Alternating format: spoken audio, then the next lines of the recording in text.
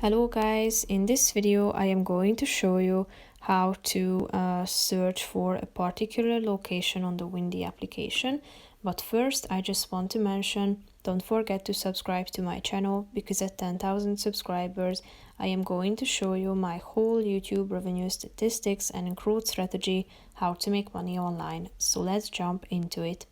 First of all, open the application on your phone.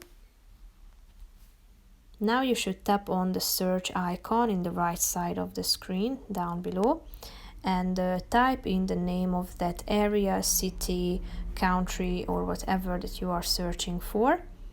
And here, as you can see, it's indicated on the map. You have been directed here and it is shown on the map. You can see the exact forecast with a very in-depth chart.